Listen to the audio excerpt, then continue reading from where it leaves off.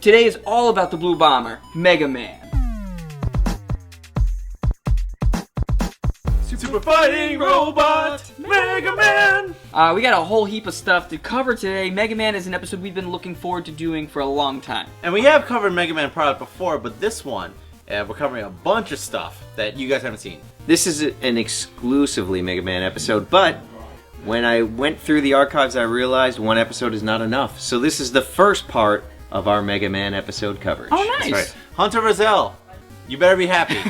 Before we hop into my personal experience with Mega Man, we should talk about Think Geek. Think Geek has some interesting stuff going on. Right now, I'm holding the Buster. Yeah, the Mega Buster replica, and from Think Geek, and they were nice enough to send it to us. But not only is it a replica, it lights up, it has sound effects, and it's a skill. I love this thing so much. Jesse handed it to me. He put a battery in it, and I was just like, oh my gosh. I was running around the office with this thing and just shooting. I just love the sound effects. They're so spot on. It's comfortable to hold, fits snug on the arm. You can put it on the right or left. Yeah. It just makes me wish there was like Mega Man laser tag. Just like the game. Now I just need to buy 17 more of them that I can repaint in all of his variant colors. That would be cool. That's smart. Yeah, so inside, you can't really see it, but there is a handle with a trigger that also activates the sound. So if you press and hold it, it'll do the charge up sound effect, and then when you let go, it does the release sound effect, but if you just tap it... That classic sound. Beautiful. It's also worth noting that the power bar is here, and now this gets depleted as your parents see you holding this.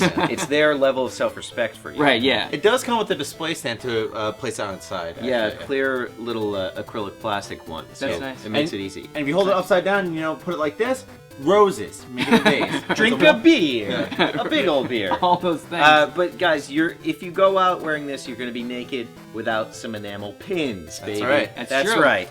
Think Geek, Yeah. they got some enamel pins for you, too. They got you covered there. They got two sets for you for $19.99 each. They have the retro 8-bit set, and they have the anime style set. This one you get 5, and that one you get like, what, 8? Who knows? That's There's worth no it. way to count how many. 8. That's worth Yeah, it. 8. So yeah, so check out Think Geek for your Mega Man apparel. The Mega Buster is going for about $80, totally worth it, and 2 enamel pin sets for $19.99 each. That's a bargain. So when you're thinking to buy Mega Man, think Geek. There was the anomaly that was the Saturday morning Mega Man cartoon. Of course. How did the theme song go again? Super Fighting Robot, Mega Man! Your first experience with Mega Man as a cartoon was really him as a side character in Captain N the Game Master. I disagree with you because I think they actually got a lot right about Mega Man. His voice was really annoying. He's so lame. But he was at least a boy. Flash forward to the television series where he's a roided out, muscular, Too tall. really tall, like really did not make sense. He wore like leather. I hated that cartoon. I thought it really missed the entire point of Mega Man being this kind of petite, almost like an Astro Boy type. Right, right. But Bandai made a line of figures based on the cartoon, and I actually have come to really appreciate these. I think they're very cool toys. There are a couple characters in Series 2 that are not easy to get a hold of, like Snake Man. But you'll notice all of them have removable arms, so you can switch out their busters. Okay. But just the left arm. So there you go. That's pretty cool. Yeah, this one is detachable. This one, you can clearly see it's not, Yeah. And of course, being that it is Cutman. Oh, we caught it. Yeah, we did. Kay did mention that it reminds him of like a child's, safety scissors. Yeah, it Scissors, does. yeah. Flash forward 10 years, and then you got Jazzwares coming on the scene. But more importantly, you have me joining Jazzwares as an employee. All of the Jazzwares toys that I'm showing you here are my personal samples. A lot of them came from China, so they are in very distressed states. Yeah. Okay. But I And thought, fragile. They're very fragile, but I thought that added a little authenticity to these. So the final sort of tooling would be a little bit different. The articulation would be firmer. The paint would be cleaner. I mean, just right off the bat, just the comparison, like he's taller and leaner, and the scissor is more appropriate size. Yeah, definitely. Like Cutman's expression on this one, Yeah. I like it a lot more. Well, it's Yeah. that's Cutman. I know. Thank you, Yeah, guys. this You're one. flattering me. Yeah. One of my first tasks at Jazzwares was to take their existing body, which everything from the neck down already existed, and find a way to do new characters, but with a minimal amount of new tooling, which is very expensive. Right. Paint variants, however some people may hate them, they actually give a lot more life to a toy line and make it, Sure, yeah. I was actually very proud of this because I felt like it was a step in the right direction. We were getting closer to game-accurate characters and proportions, and I've always loved Cutman, All the toy translations that they do for Mega Man, they do the legs so well. Yeah. They capture it perfectly. Yeah, you really want to feel like he's wearing disco bell bottoms made of cement. Yep. Cool. So, I mean, that's not the only Mega Man line you did at Jazzwares. No, and while I was proud of that, the line that I was most proud of, and by the way, there was a whole team of people working on this. I can't take credit, of course. You shouldn't. I will just take most of the credit. It was the Retro Roto toy line. Let's take a look at them. Now, again, these are my own personal samples. They're very filthy and dirty. Very, actually, now that I'm looking at the backside of this Mega Man. But these were really prolific. We sold a lot of them. I think you could still find them, yeah. every now and then. Yeah. You are now looking at footage of 1 year ago, being in Toy Tokyo, and it's Jesse first showing me. I'm like, what are you talking about? You worked on Mega Man. Like, so this whole line was a mistake. We sent them the earliest character turnarounds, which look like this. Mm-hmm. And we basically said to China, take this body, but sculpt it like this and put it on here. Mm-hmm. Yeah. They misunderstood, as sort of communicating with overseas often happens, and they turned in a completely new sculpt. And it was also Sofubi.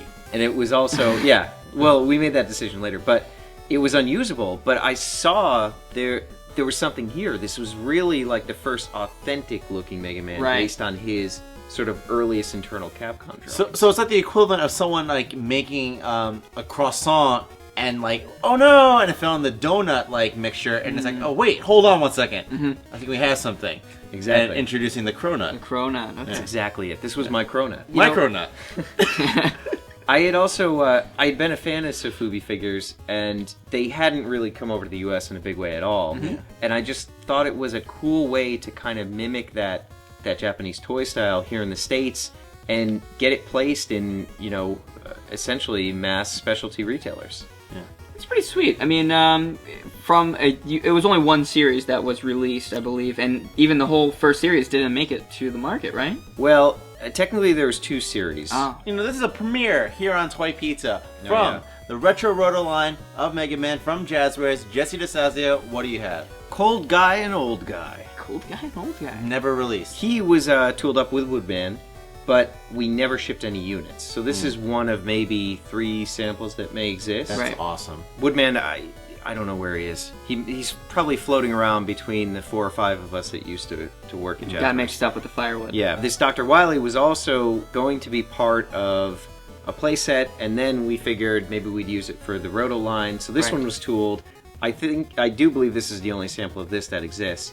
And you'll notice when they turn this figure in, it had 2 sets of eyebrows painted on it. I've since sort of scratched off. That's great. Okay. The other version because we had to present it to buyers. I gotta say, this is the best, like, Wily, probably the only Wily that exists. Like, it's incredible, and like, I don't want to touch it or break it or anything like that because, like you said, it's the only one that exists. But it is just like so, I guess you could say screen accurate. Like, it's just like a good representation. Yeah. You can also see, we have the stamps and the labels here on the on the feet bottom. of them, Yeah. That's awesome. from the factory. Very authentic. Yeah. It's almost like a Southern Belle with like that curve in the back of the dress. Yeah. His stance is great, very menacing. The double eyebrows, it makes him even more menacing. This is awesome. This is a great piece of history right here. Just want to talk real fast about Nintendo Amiibo, right? The Mega Man Amiibo will be hitting this month pretty soon. That's right. But what's interesting about Amiibo is they've done 5 million units since November. Insane. They're monsters, and these things cannot stay on the shelves. Again, because, the Smash 4 version of Mega Man is very unique because they made him, just for Smash. He doesn't exist anywhere else. So that Amiibo will actually be the only, Mega Man, toy of that style, that version of him. Bandai model kits. So these were only available in Japan in 96-ish? Yeah, around there. I remember I had just started, e-commerce had just started, there was a site called Action Ace, which is long gone, and they were importing all these Japanese toys, and it was just like this whole entire world was opening up. And these are actually labeled, you know, since they're in Japan, as Rockman model kits. What I find just really, really cool about them, and I guess you as well, and why you bought them, is that not only did they come with metallic pieces, they also came with clear pieces, and they were also interchangeable between all the different model kits. There was a earlier version of these that shot little BBs, that's cool. but those characters were more classic Mega Man, not Mega Man X. Yeah. They also made Vile. They made a couple of the bosses. They made Duo. They made Bass. And Zero. I'm just thinking back to like how many hours I spent playing Mega Man X. And the ride armor is so sick. Well, funny you should mention that, because that's really a holy grail for this line. They made an in-scale ride armor model kit. See, that's cool. And I believe, Tamashi still is holding just that sample hostage. Like, I want to see that happen. Look, we'll never be able to cover all the Mega Man collectibles, so we're just gonna have to keep dedicating more and more time and showing off more stuff. And I have so much more in my vaults that I cannot wait to share with everybody. And we need to have Hunter on the show or something. Like, he should come in and show us his collection, because we know it's insane. Yeah, it's pretty crazy. Instagram, Hunter X Rizal, or Hunter Rizal X. You're seeing it now on screen. And speaking of fans, Hunter Rizal, let's take a fan question. Alright, so we have a fan Q&A from Toy Enthusiast on Instagram, and he wants to know, can we expect more toys from you, Toy Pizza? Well, our Kickstarter came to a successful end. Woo! So the short answer is we're exhausted from the Kickstarter, but yeah, there's a ton more toy ideas that we have. There are, potentially some stories we want to tell with Knights of the Slice that could lead us to Kickstarter again. You know, we all have our own toy ideas that we'd love to see come to life. So it's just a matter of how exhausted we want to be in 2015. Yeah. So, I mean, who knows what the future holds? We have a lot of ideas for Toy Pizza. Like, we definitely want to start doing some merch. And definitely thank you to anyone who supported us and backed us on Kickstarter. And who knows what the future holds for Toy Pizza. Yeah, I mean, so many ideas, like Jesse said. And if you have your own ideas, leave us a comment below. What kind of Toy Pizza stuff do you want to see? Like, different versions of the knights, villains, or maybe some food-themed, villains and characters. Vehicles. We need to hear those. Storybooks. That's it for Toy Pizza. I hope you enjoyed the Mega Man packed episode. The Blue Bomber. That's right. Let us know in the comments what Mega Man toys you want to see in the show. And we'll try to cover it in the next episode. We'll see what we can do. The only thing left to say, my friends, is Pizza out.